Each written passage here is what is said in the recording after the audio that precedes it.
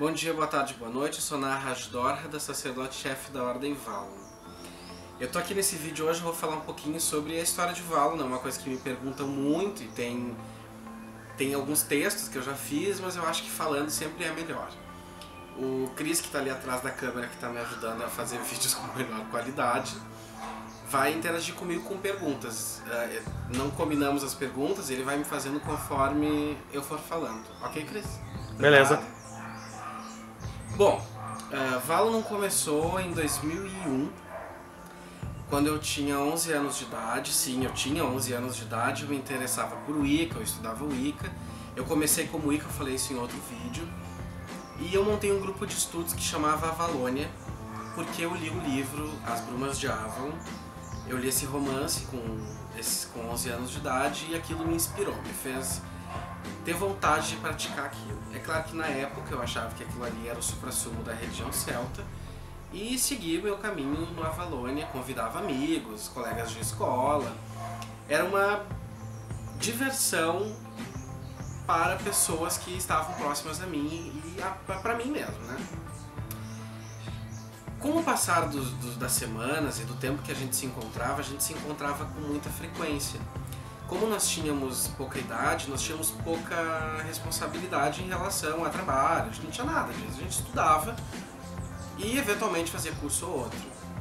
Então nós tínhamos tempo, morávamos todos próximos, a gente se encontrava 2, 3, 4 vezes na semana às vezes. Isso fez com que a gente produzisse muita troca num período curto de tempo. Com o passar das semanas, a gente começou a ter necessidade de praticar aquilo que a gente estudava e a gente começou a fazer ritos. O primeiro rito que a gente fez foi Beltane. É claro que foi um Beltane muito simples, muito pequeno. E foi o primeiro rito que a gente fez juntos e foi a primeira atividade em grupo realizada. Foi muito interessante. A partir dali, a gente sentiu necessidade de criar um grupo que tivesse práticas. Aí nasceu a Ordem Valon. Valon não foi um nome que eu dei, eu que batizei a Ordem com este nome. E nós acabamos por perder alguns membros dentro dessa transição e outras pessoas começaram a se interessar. Valon não surgiu completamente independente de outros grupos. A gente nem sabia que existiam pessoas do mundo que se interessassem por praticar aquilo. De novo, cabe lembrar que eu tinha 11 anos de idade, que isso foi em 2001. O acesso à internet era extremamente limitado. Quem tinha computador era aqueles computadores horrorosos com internet discada, que qualquer pessoa com menos de 20 anos de repente nem saiba do que se trata. E quem tinha esse acesso à internet, quem tinha computador era rico. Quem tinha acesso à internet era riquíssimo. E não era o caso de nenhum de nós, principalmente meu. E o acesso que nós tínhamos à informação era através de alguns livros que a gente conseguiu comprar. Descobrimos que existiam outras práticas, além das que a gente já estabelecia.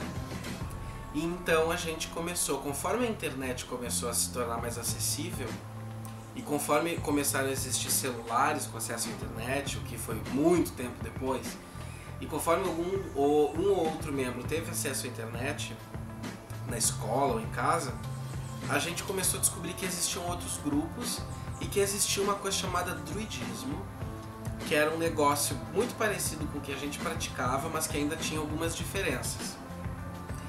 Depois disso a gente descobriu que existia o reconstrucionismo celta. Aí vai lá, Valon já tinha seus 8 anos, 7, 8 anos. O reconstrucionismo celta era um outro tipo de prática espiritual celta, um pouco diferente do druidismo.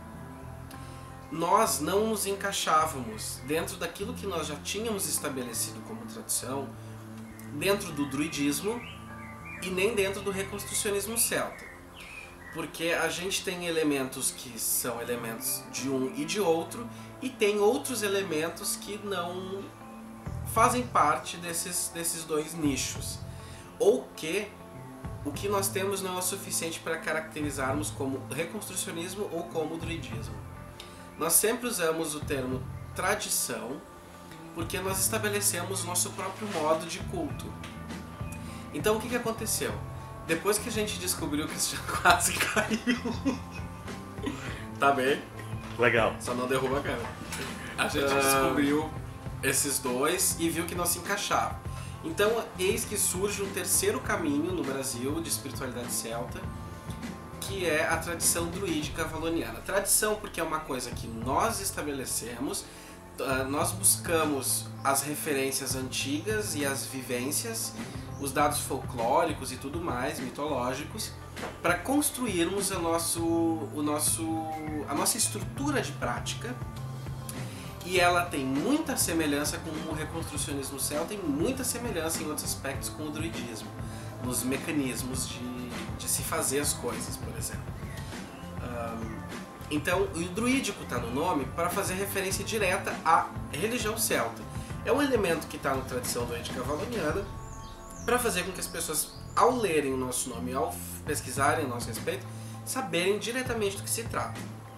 E valoniana se manteve porque é um modo de culto exclusivo da Ordem Valonon e praticado pelos seus membros e ensinado pelo nosso treinamento. Valonon hoje é que dia? 3? 4? Hoje é novembro, início de novembro de 2016 e 3 ou 4 eu não tenho certeza. E 3, né? Obrigado. 3 de novembro de 2016, nós temos 15 anos de existência, a gente já formou vários sacerdotes, a gente já formou muitos iniciados e tem bastante gente espalhada por aí. Hoje a gente tem membros em todo o Brasil, quase todos os estados brasileiros. Nós somos a maior ordem de religião celta, pelo menos que tem alguma presença pública em número de membros, e a mais antiga em atividade também, falando das que têm presença pública. Agora, se tem uma ordem que eu nunca ouvi falar, porque ela não se expõe na internet, porque ela não tem nenhum tipo de trabalho público, eu não sei. Aí é com alguém me corrija se souber. Mas Valonon tem 15 anos, tem essa quantidade de membros, nós temos membros fora do país, Japão, Canadá, eu esqueci o nome do... Não, o nome do país que tem gente, eu esqueci, é muita gente na minha cabeça, tá? Mas a Venezuela, nós temos um núcleo bem grande na Venezuela, com uma quantidade de membros bem considerável e que está desenvolvendo um trabalho muito bacana. Então assim, Valonon está em franco crescimento, depois desses 15 anos agora são mais muitos e muitos anos para frente. E agora eu vou abrir perguntas do Cris, de repente, se ele tem, se eu esqueci de falar alguma parte da trajetória de Valonon. Sim, Valonon é liderado a ordem por um sacerdote, no caso eu, e por uma preceptora-chefe, que é a Viviane. Dentro da ordem existe o círculo externo, que é uma parte do treinamento voltada para o público geral, a respeito do que são celtas, o que eles acreditavam, é bem básico. Depois o círculo interno, que a gente aprende mais questões práticas da ritualística, da vivência celta, e novamente mais sobre história e tudo mais.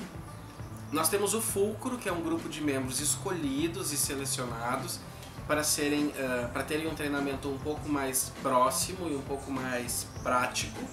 Todos têm prática, mas esse fulcro é o núcleo central da ordem do treinamento. E nós temos os bosques, que são grupos exclusivos de prática e não tem presença pública. Eu faço parte de um, que chama Bosque Fethfiada, onde eu sou Kenfin. Kenfin é o nome do cargo da liderança.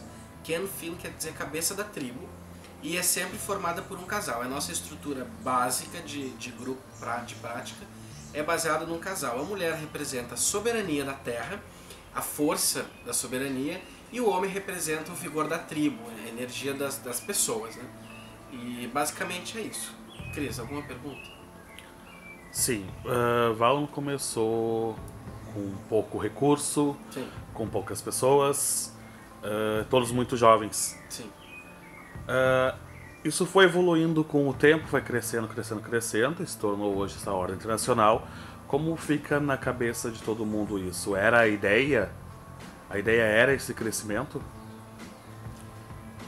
Assim como quando a gente tem um filho, a gente não fica, fica, né? Mas a gente não consegue mensurar o tipo de vida que a pessoa vai ter. Aquele bebê, quando virar adulto, vai ter. Assim foi com o Valonon. Quando pensei em Valonon, pensei para ser um grupo fechado, pequeno, tanto que por 10 anos Valonon foi completamente fechada, poucas pessoas sabiam da existência dela. A gente tinha alguma presença mínima pública, mas bem mínima. Há 2 anos atrás nós abrimos completamente as portas de Valon, inclusive faz 2 anos que Valon está nesse crescimento. E só no início desse ano é que nós abrimos o treinamento à distância, para quem quisesse, de qualquer lugar do mundo, com acesso à internet. Valon não tem hoje um foco diferente do que tinha há 15 anos atrás, claro, porque como tu bem disse, nós todos éramos muito jovens e a gente foi virando adulto no meio do caminho. Claro que nem todo mundo lidou bem com isso. As pessoas algumas pessoas saíram, outras pessoas entraram, algumas foram expulsas, porque sim, a gente expulsa membros que não estejam adequados com os parâmetros da ordem, mas a gente mudou sim, claro, e vai mudar mais, e vai crescer mais, e vai se adaptar mais. O objetivo é crescer, como todo organismo. Respondeu também? Respondido. Dentro das práticas. Pouco recurso, uma coisa, desculpa te interromper. Pouco recurso a gente ainda tem, né? Valon não tem fins lucrativos, a gente não visa lucro. Mas claro, a gente ia pra ritualística com uns trapos, trapo mesmo, não estou exagerando, é trapo. Se vocês virem as fotos, é trapo, mas era um trapo com tanto amor. Hoje nós temos vestimentas, a gente tem...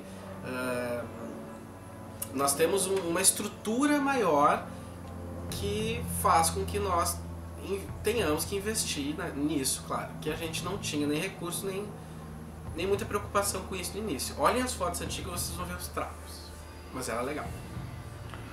Nessa época antiga de Valon, com poucos recursos de conhecimento, na verdade eu quis dizer. Desculpa. Como eram as questões ritualísticas? Vocês inventavam, tiravam de livros de romance como Brumas de Avalon? E como se deu essa evolução?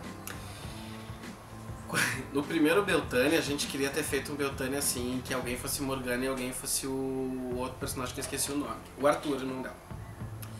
Nós fizemos um ritual baseado nos dados que a gente tinha nas Brumas de Avalon e em um livro de Wicca que nós tínhamos. Um livro que nem se dizia Wicca, se dizia bruxaria, mas era Wicca.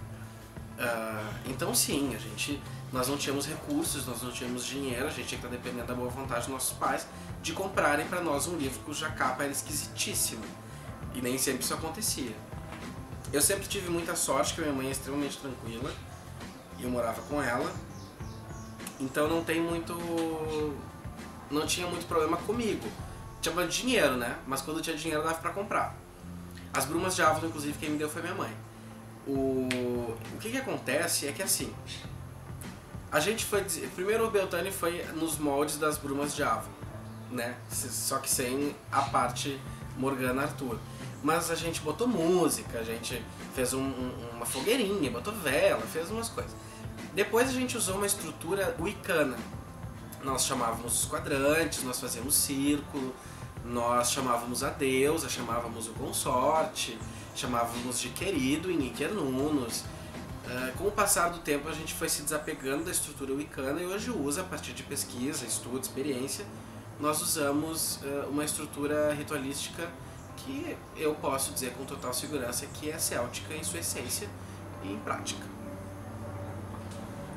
Esses membros antigos, incluindo tu, como tu disse, eram todos muito jovens e o que aprenderam foi baseado em livros, depois internet, romances, enfim, histórias. Onde se dava a iniciação? Valon hoje ela não aceita auto-iniciados. Vocês naquela época eram auto-iniciados? A gente não se preocupa muito hoje com a questão da iniciação. Não tem a preocupação de iniciação como tem na Wicca, de linhagem, de Valsh, qual a tua linhagem. Isso não existe no druidismo, não é uma preocupação nossa. Mas sim, eu fiz um ritual de iniciação. Eu não fui auto-iniciado, eu fui iniciado por uma pessoa auto-iniciada, então eu não sei como é que fica a coisa no meio do caminho, mas hoje em dia não faz a menor diferença. Aquilo pra mim foi só um momento de consagração, de entrega minha, mas eu não vejo como tendo impacto no meu caminho espiritual, religioso e mágico. A iniciação se dava, eu iniciava as pessoas no mato mesmo, a gente fazia ritualística, onde a gente faz ainda, a gente faz rituais no mesmo lugar há 15 anos. Nos mesmos lugares, mas a gente não aceita a auto-iniciação para que a tradição não se deturpe. não porque seja ruim a auto-iniciação. O nosso medo de assumir que aceitamos a auto-iniciação é de que com o tempo a tradição se mescle, se misture com outras coisas e a gente não gostaria. Por exemplo, com pensamentos racistas, misóginos, homofóbicos, horrorosos, absurdos, de que gays têm que ter, por exemplo, como eu já ouvi há pouco, de um grupo grande de uma religião tradicional pagã.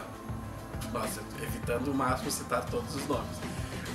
Que gays não podem fazer o grande rito porque são 2 homens. Ou porque um sacerdote gay não pode iniciar outro homem. Ah, valha-me Deus, por favor, isso não tem o menor sentido. Que mais? Por isso que a gente não aceita, porque a gente tem medo que deturpe-se. Alguma outra pergunta? Sim. As iniciações hoje, e pertencer aos bosques, né? Que primeiro a pessoa entra na ordem para depois entrar nos bosques. Perfeito. Como funciona para entrar nos bosques? É através de convite? É através de eu quero, eu posso, eu vou? Como é que funciona? A pessoa pode ser convidada, a pessoa pode dizer que quer participar do bosque, porque todo mundo sabe que os bosques existem e de que podem participar. A diferença é que o bosque forma sacerdotes. Se a pessoa quiser formação, tem espaço para todo mundo no bosque. A pessoa pode não trilhar um caminho sacerdotal, ela pode ficar como um artesão, como um guerreiro, guerreira. Nós contemplamos nos bosques toda a estrutura social que tinha na sociedade celta, então tem espaço para todo mundo. O bosque forma sacerdotes, como eu falei, e a ordem forma reverendos, reverendas. A diferença básica é que um reverendo e uma reverenda não podem iniciar outro reverendo ou reverenda. A pessoa tem que passar pelo treinamento da ordem para ser reverendo ou reverenda. Um sacerdote, sim, pode formar outro sacerdote. Então, um sacerdote dá iniciações, um reverendo não.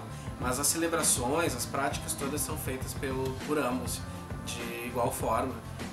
Eles só não têm poder sobre a tradição, os reverendos e reverendas, só os sacerdotes.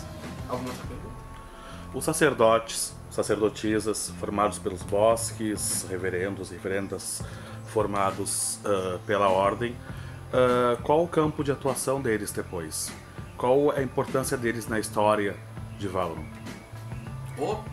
Eles têm muita importância na história de Valinor, porque eles estão ajudando a construir o futuro de Valinor, o futuro da tradição, e estão perpetuando isso e mantendo, né? Não tem muita diferença na vida de uma reverenda e de uma sacerdotisa, por exemplo. Uma reverenda pode abrir um bosque? Não pode. Uma reverenda precisa de uma sacerdotisa ou de um sacerdote responsável para abrir o bosque. Uma sacerdotisa pode abrir um bosque. Uma sacerdotisa pode dar iniciações. Uma sacerdotisa pode virar preceptora, por exemplo, de um bosque. Uma reverenda não. Uma reverenda pode o quê? Ela pode celebrar casamentos, ritos de passagem, ela pode montar o seu próprio grupo e ela vai poder dar o treinamento dela, mas para formar sacerdotes e sacerdotisas ela vai precisar, nem que vá especificamente para isso, formar ir um sacerdote formar ela ou ele, enfim, ou vindo até um bosque ou tendo a sorte de ter um bosque por perto que possa formar ela. Porque precisa da vivência, precisa da experiência, isso leva um tempo. Vivência e experiência. Hoje Valinor, ao contrário de antigamente, dá treinamento online, dá treinamento à distância. Como essas pessoas podem vir a se tornar sacerdotes ou reverendos estando à distância? Como funciona a questão ritualística para a iniciação à distância? Bom, a pessoa que for, por exemplo, de São Paulo e quiser ser uma sacerdotisa. Bem, considerando que os sacerdotes e os reverendos têm o mesmo treinamento base, basta que um sacerdote se dirija até São Paulo para fazer as iniciações devidas e formá-la sacerdotisa, ou ela vir até aqui. É claro que ela vai ser exposta a uma série de outras experiências, ela vai ser exposta à aprovação do sacerdote em questão. E isso tem que ser aprovado pela ordem, mas ela vai se formar sacerdotisa de um bosque específico, ainda que seja um bosque do Rio Grande do Sul. Por exemplo, Mariazinha quer ser sacerdotisa e já é reverenda formada pela ordem, ela vai pedir para o Bosque Fíada, através de um dos membros, formação sacerdotal. Vai ser dada a formação para ela, ela vai ser instruída e ela vai ter que vir para o rito de receber as insígnias de uma sacerdotisa, ou ela vai ter que organizar de forma a um dos sacerdotes ir até ela. Antes crianças, adolescentes, hoje adultos. Um panorama geral dessas pessoas, todos que passaram por Valon, qual é a tua percepção sobre eles? Bem jornalístico, né? Adorei. Sim, minha percepção sobre... Eu sou o membro mais antigo hoje. Depois de mim, a membro mais antiga tem 8 anos de caminhada. A gente costuma ter as pessoas por bastante anos, mas nem sempre elas permanecem. Eu me arrependo amargamente de ter dado iniciação para meia dúzia de pessoas e me sinto honrado de ter dado iniciação para pencas de outras pessoas. A minha percepção é que todas as pessoas foram importantes, mesmo as que eu me arrependo. Eu tenho muito orgulho de todas as minhas duplas, de todas as sacerdotisas e sacerdotes que passaram por Valon. Eu não teria dado sacerdócio para uma única pessoa até hoje, da qual eu me arrependo amargamente de ter inclusive conhecido, que saiu de Valon, enfim, e a gente não tem nenhum contato. Agora, fora isso, eu tenho muito orgulho de todo mundo, porque todo mundo, a maioria, sempre pegou junto, sempre ajudou a construir, e Valon, antes de qualquer coisa, é uma irmandade, é composta de gente, e se a pessoa não é gente, não dá certo, e às vezes não deu certo. Muitas vezes deu. Quase sempre deu certo, na verdade. Ao longo desses 15 anos, Valon cresceu bastante, como tu nos disse agora há pouco. O que esperar dos próximos 15 anos de Valon? Poxa, eu tenho muitos sonhos para Valon. Muita gente de Valon tem muitos sonhos para Valon. Eu acho que a gente está no caminho certo.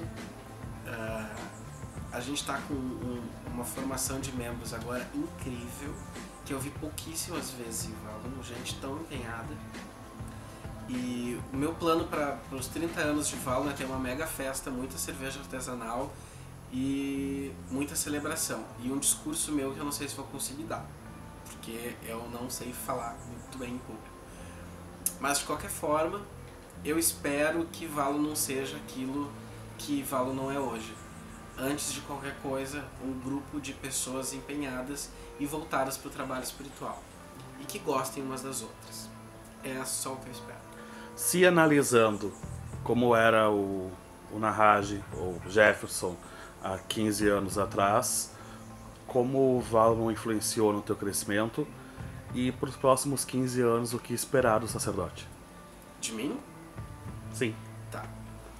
Primeiro que eu era um garotinho de 11 anos, descobrindo a sua sexualidade, descobrindo seu papel no mundo, descobrindo problemas familiares que eu tive, descobrindo questões existenciais que eu ainda tenho. Eu fui diagnosticado com depressão aos 10 anos de idade. Se tu não sabe, é bom que fique sabendo que depressão é uma doença que não tem cura. Ela tem tratamento, tem picos de melhora e picos de piora. Eu tive 3 picos de piora, eu tive 3 quedas ao longo da minha vida, ao longo dos meus 28 anos. E um deles eu saí, que foi aos 10 anos, eu tive uma depressão muito forte mesmo, usei medicações e tudo mais. E Valon não me tirou disso, Valon não me recolheu e me salvou. As pessoas, o trabalho, a dedicação me salvaram. Aos 18 eu tive uma outra crise e foi o que me manteve vivo e tendo motivos para me levantar todos os dias de manhã. E eu tive uma outra crise aos 25, que também Valon foi o que me manteve. Basicamente, Valon é o meu refúgio. Eu melhorei muito enquanto pessoa, eu cresci muito em função de Valon. Eu desenvolvi o meu caráter dentro de Valon. Valon ajudou a moldar o meu caráter em diversos sentidos. Errei muito? Lógico, errei muito. Errarei? Lógico que errarei. O que eu espero de mim no futuro é que Valon continue sendo o meu sustentáculo e que outras pessoas possam encontrar em Valon os seus próprios sustentáculos. Acho que é isso.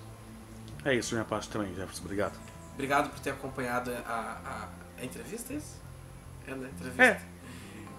Obrigado por ter acompanhado a entrevista até aqui. Por favor, curta o canal e se inscreva. Fico falando curta porque eu tô acostumado com o Facebook. Mas se inscreva em algum lugar, vai ter um cliquezinho, um linkzinho para se inscrever. Aqui embaixo tem também, toca o sininho para receber as notificações. E até o próximo. Muito obrigado, viu?